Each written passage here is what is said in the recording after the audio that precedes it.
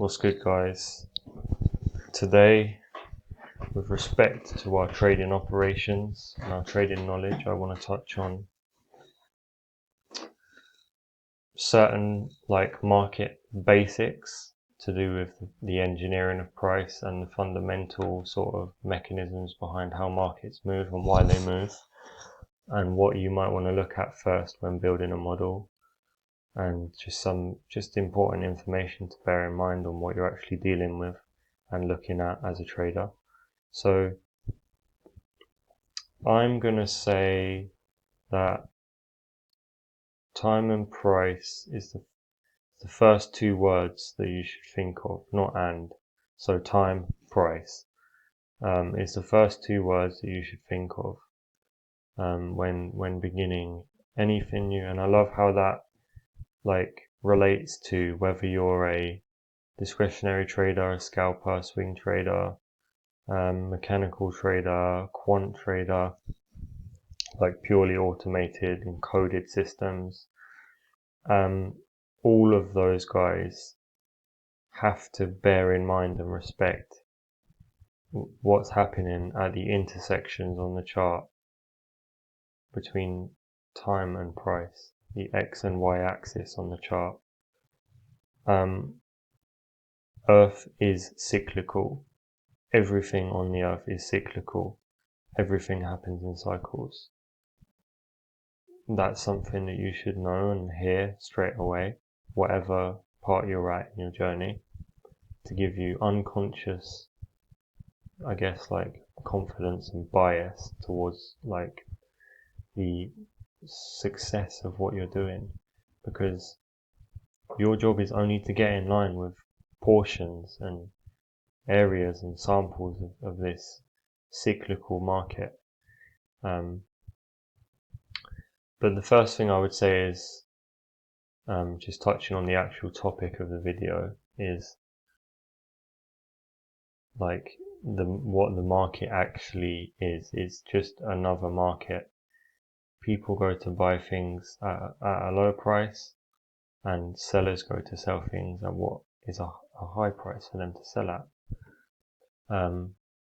Orders get filled when they say that price is taking liquidity. It's orders. Liquidity is resting at highs and lows in specific areas, and it is price will go to those areas at the right times. And the market is a very efficient mechanism for people to deal with, and I will use oil as an example. One company, so imagine you've got a time range, like a monthly range of price. Say you've got April 2026. You've got the lowest price of April, the highest price of April, and then that exact middle price of April.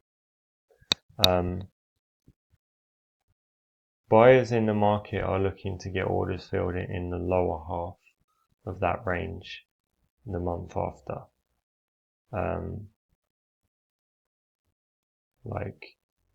If there are significant lows to take out, or for price to reach towards and take liquidity at the middle of that range, then that's definitely a valid narrative to run with as to why price could be going to that area.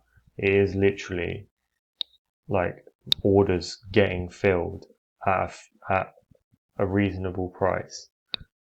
It's very, very, it's that obvious. It's that obvious as to what's happening.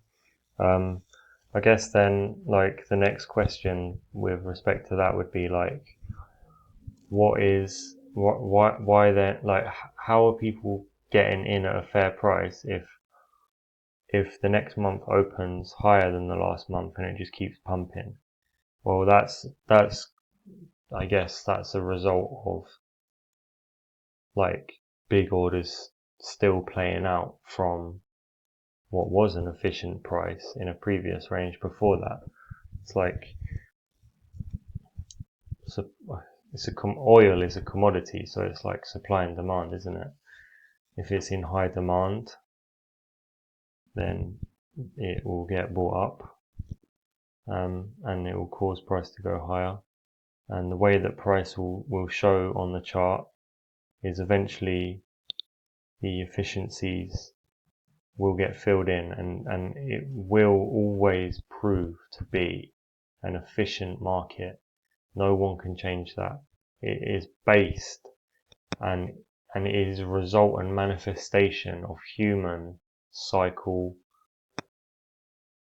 and just natural cycle, earthly cycles, and it's a law. The market is just a law, and it will not change for anything. So one thing you look at is so you need the narrative and the logic behind what's actually going on. It's very helpful to have that.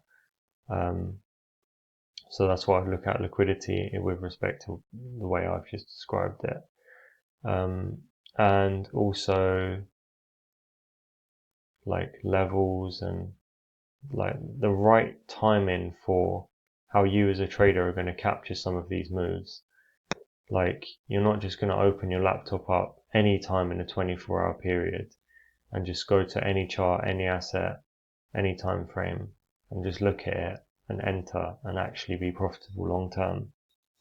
You're going to have your specific times when you trade. Some people trade London, some New York, and you're looking for specific things in price to happen at specific times, and then you're going to specialize in that exact like event, and then you're going to make it into a business model, into an operation, and you're going to respect it in such a way that you basically are going to write an entire theory behind it, and if you're a quant guy, you're going to code a strategy and to automatically get you into those trades as they present.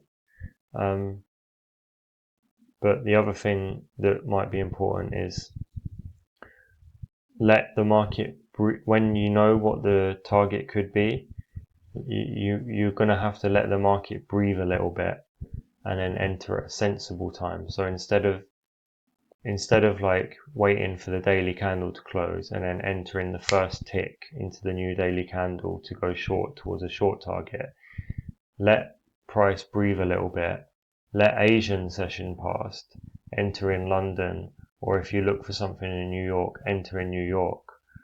And that way you're entering probably at a sensible time that's realistic to you and the market.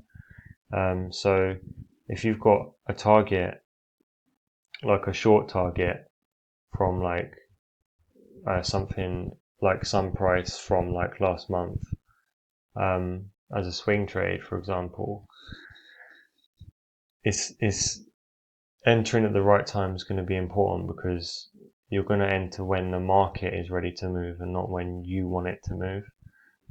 So perhaps waiting for that London session and then having specific levels based on a actual range that you can quantify. So for example, you could wait for the first day in a new time cycle. So maybe